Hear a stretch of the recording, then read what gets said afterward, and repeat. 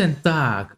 5 German top cities. Explain it, guys. This is the name of the video that I'm gonna react today. Also, guys, don't forget like abonnieren. And let's jump in straight away. What's up, everybody? We're Diana and Phil. Diana's from the United States and I'm from Germany. And in today's video, we're gonna talk about the big 5 German cities according to population and explain what you can expect from each city, give you a feeling for it, and also how similar and different each of these cities are. And the first city is gonna be Frankfurt am Main. All right, Frankfurt. I know that it's very financially wealthy city, if you can say it like that. Financially good city. Frankfurt's population is about 760,000 people, and it's located pretty centrally in Germany in the state of Hessen. In Riga we have like 750, something like that, the capital of Latvia where I live. Frankfurt is not only Germany's financial center, it is a huge European hub for transportation, tourism, and commerce. It is also huge in the service industry. Fun fact, there's a research network that kind of ranks cities around the world according to economic importance, and Frankfurt is the only alpha-ranked city next to cities like LA, Mumbai, Sao Paulo, or Sydney, so all of the other cities on this list are kind of beta. The Frankfurt airport is by far the biggest in Germany, and it is one of the busiest airports in the world since it's centrally located in Europe. You've also probably had a layover there if you've ever traveled across Europe, or if you're coming to Germany, maybe that's where you're landing. Frankfurt also has Germany's only attempt at an actual skyline with all these fancy banks building these high-rise buildings. I love skyscrapers. Looks nice, looks more like Seattle. And I was always very proud of Frankfurt's skyline. That was until we flew into New York City in 2019. Oh my gosh, take a look at that, the amount of buildings, it's crazy. My picture of a German skyline was absolutely shattered. Frankfurter sausages, you might have heard of them, and this is where they got their name from. One of the things that Frankfurt has going for it is its location on the River Main. It's always nice if a city is featuring some water. The river is pretty big at this area, and it's a really nice escape to do some recreational activities to escape that busy city life. That's nice when there's a river or waterway nearby, because it's always in the summer, it's always nice to go too closer to the water just to be cooler. And overall, you know, when it's warm, you can jump on the water skis, you can use a boat, you can buy a boat over there, right? And do other water activities, which is fantastic, I would say. Frankfurt's pace is fast, and the vibe can be hectic, at least until the workday ends. It's a career city. If you are fresh out of college and you're willing to work your ass off for the next 5 to 10 years and bow down to the corporate system, Frankfurt is the place to be. Frankfurt is one of the most international cities, and it is the most international on this list due to its global service industries. It is Germany's economic powerhouse. Number 2 is Cologne. Or Köln in Germany. Yes, with a population of 1.1 million, Cologne is Germany's 4th biggest city. And it is located in Germany's far west in the state of North Rhine-Westphalia. I often jokingly call Cologne the LA of Germany because a lot of the TV channels and entertainment industry are located in Cologne. By the way, I know there's a good football team in Cologne. There's with the goat on the logo. Before YouTube, a lot of the shows that we watched on TV growing up as a kid were probably produced somewhere in Cologne. Cologne is open, Cologne is tolerant, Cologne is pretty liberal. At least that's what my perception of that city is. It has a pretty diverse population and it doesn't feel as pretentious as other cities on this list might. There was an outdated running gag in Germany that everyone in Cologne is gay. I guess that reputation must have come from... Oh my gosh, what kind of statement was that? From the less discriminative culture of the city in the past. Cologne has a great location on the River Rhine, and it's also not too far from a lot of other great German cities. You also have nearby countries like the Netherlands and Belgium. Oh, nice. Imagine you just jump in on your weekend, take a car, go to the Belgium, right? Or to the Netherlands. Oh my gosh. To live on this location nearby the border is just phenomenal, man. Go to Dortmund. Oh my gosh. Baltic Sea is like a bit far away, but still, you know, travel a bit, you know, maybe for 5 hours, 6 hours with a car, and you can enjoy like a seaside, something like that, man. That's awesome. 0.5 hours away, and Brussels is only 2 hours away by car. Oh, It's a major cultural nice. center 2 in hours to Rhineland Brussels. with a lot of museums and galleries. If you happen to love churches, oh boy, are you in for a treat. The Cologne Cathedral is one of Germany's best-known landmarks and the most visited one. The Gothic I want to move to Cologne. I love the city already. architecture is amazing, and it is basically the largest church in the world. There are 2 slightly higher ones, but they don't even have twin towers, so psh. Everything about its architecture is impressive, and it's definitely worth a visit. There's just a For good mix sure, of for people sure. in the city, and the general vibe was pretty much down to earth. If you like to eat, like us, there are some fun local dishes to try. The most important is Himmel und Ad, a dish that is made of fried blood sausage. Oh my roasted gosh, doesn't look very tasty, but I bet blood sausage is somewhat tasty. What do you think, guys? Do you like blood sausage? Man, I want to eat. onions and mashed apples. You can check that out in our Cologne That's videos. interesting mix. All right, the third city on our list is Munich. Let's or go. München We love in Munich. German. And with a population of about 1.5 million people, That's a lot. it's Germany's third biggest city, and of course it's located deep in Bavaria in Germany's southeast. Love it or hate it, Munich is very beautiful and has a very high quality of life if you can afford it. One thing that Munich has going for itself, for a city of that size, it has a pretty relaxed vibe. They call it the biggest village in the world. Wow. This is home to the world-famous car manufacturer BMW, which is why you will see more BMWs on the street than anywhere else in the world. As well as Germany's most successful football club, the FC Bayern München. The city loves their cars and football. The Bavarians are proud of these things and their city, and they're not really trying to hide that. They also have a little bit more of an accent than the other cities on this list, so if you're a non-native speaker visiting Munich, it could be a little bit harder to understand the people. Also, Well, Munich might be the you most know, conservative nowadays we can use our smartphones and just use them to translate everything that people speak, so I think it won't be a big problem.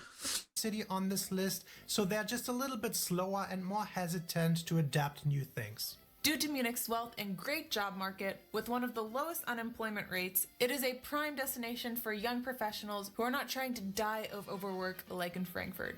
However, it is notoriously hard to get into local friend groups as somebody who is not from the city. You will always be a transplant. Oh, and of course, then there's beer. Munich is beer. And Brezel. And then there's also the Britzels, let's go, Oktoberfest. man. Yeah, I lived in Munich and I've been twice to the Oktoberfest. The first couple of hours were kind of fun, but then it turned into some of my worst experiences. Why? But hey, I'm sure there are some people who are thoroughly enjoying it. It is just absolutely Maybe he just got wasted, you know, and start vomiting a lot, and that's why. Maybe it's not the guilt of Oktoberfest. It was his not responsible relationship with alcohol. gluttonous binge drinking at its finest. I want to go there. Just go on YouTube and look for Oktoberfest fails. Plenty of piss-drunk guys and girls in their thousands of dollars designer lederhosen falling down the hills. Man, I want to balls watch this. out, This is the gathering video that I'm vomit gonna to react. Oktoberfest. Sounds like a fun time. But overall, Munich is great. It's just not for everyone. It has by far the highest rental prices in Germany, but it also has the highest rate of millionaires. Wow. No. The best thing, in my opinion, is the nature surrounding Munich. It just takes 45 minutes driving to the south and you're at the foothills of the Alps. Skiing, hiking, downhill mountain biking, all in reach. The entire south and the southeast Man, looks amazing, man. This is amazing view. side of Germany is, in my opinion, the absolutely finest landscape, scenery and nature that Germany has to offer. I want to go. Even the Thai king lives there, the king of Thailand. Seriously? Seriously? Before we continue with the last two cities on our list, a quick shout out for this video. Please don't tell me that Thai King lives in the same house where Hitler was living, and the eagle's nest or something like that. Sponsor Lingoda. Oh hey, do you want to order a drink the next time you travel to another country? Okay, let's go. Hamburg. Hamburg. With a Hamburger. population of about 1.8 million, it's Germany's second biggest city and it's located all the way up in the north. It is known as Germany's gateway to the world because of its historic harbor that leads to the Northern Sea and then to the Atlantic Ocean. This harbor is the biggest in Germany and the third biggest in Europe, and it's basically the face of the city. Hamburg's theme is water. There is water everywhere. At times it feels a little bit like Venice. You know, it reminds me a bit of Bristol or Birmingham a bit. It is a true harbor city, however, it is not actually located at the coast, but about 100 kilometers inland. The Elbe River widens up immensely in Hamburg and forms this huge open water path for the remaining way to the ocean, which makes the port and intense sea traffic possible. Since the city was mostly flattened during the war, there is a very unique mixture of architecture.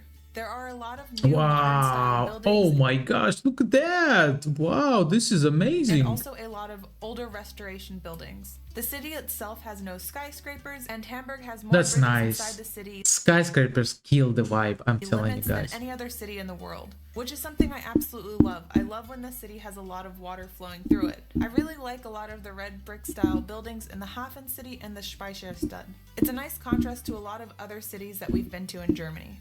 Hamburg is also windy and it can be gray at times. The people in the north also have this reputation of being more straightforward and maybe a little bit less polite and friendly than their southern counterparts. However, that is absolutely not what we have experienced. Hamburg was probably the place where people were the most friendly and polite towards us, but maybe let us know what you think about that topic. Like any other good harbor town, it is known for its delicious seafood. Oh, yeah. There are a lot of seafood. Man, I love seafood and I love, you know, good restaurant that does very tasty seafood. Guys, what about you? Do you like seafood? Tell me. Restaurants everywhere, and one of the best things is to just stroll down the port and try it all out. You'll see the classic fish brötchen everywhere. We recommend trying the Labskaus if you dare. We made a whole video trying different foods in Hamburg, so you should check it out. That was good. Overall, if you like to be on the water and you don't mind a little bit of a rougher, windier weather, then Hamburg is for you. Plenty to discover. Man, looks nice. Very nice place. Great food, and on a summer day, it might be Germany's most... Looks like Riga a bit like Stockholm or Riga, I would say, from this view. Beautiful city. Oh, and also the Reeperbahn. Alright, last but not least, number 5, the largest city in What did he say? As Zeribaban? What does it mean? Germany, and the capital, of course, is Berlin. It's Berlin.